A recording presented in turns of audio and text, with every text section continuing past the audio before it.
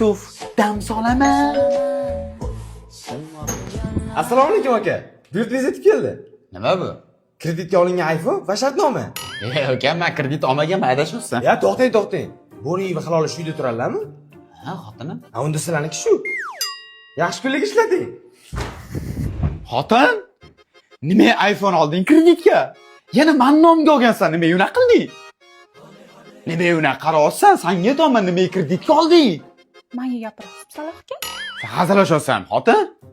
Qoshingni o'rtasiga shunaqa urama, quloqing chapga chaladi. Sen gapira olmaganingni nima kreditga olding? Boyatdan beri nima deyotgan bo'lsangiz, hech qaysi gapingiz eshitilmayapti. O'lay agar. Yosh bola ko'rasizmi? 3 metrdan qanaqasiga eshitilmasligi mumkin? Voy Saloh aka, rostdan eshitilmayapti. Xohlasangiz keling joy almashamiz. Qani gapirchi? Eshitilmasmish. Ertalabga ketayotganingizda telefoningiz qolib ketgan ekan. SMS kelibdi. Hozir o'shani o'qib beraman. To'ydan keyin ko'rinmay ketdingiz, Salih. Vaqtingiz bo'lganda bir telefon qiling, ko'rishamiz. Shahnoz. Yuraycha. Eshitilyaptimi endi? U rostdan ham eshitilmayapti. Xotin ishon, voqchi hech bola eshitilmayapti. Eshitmayapman men seni. Nima deding? Uni buni qo'y, onasini ham seni. Telefonni mazza qilib ishlat.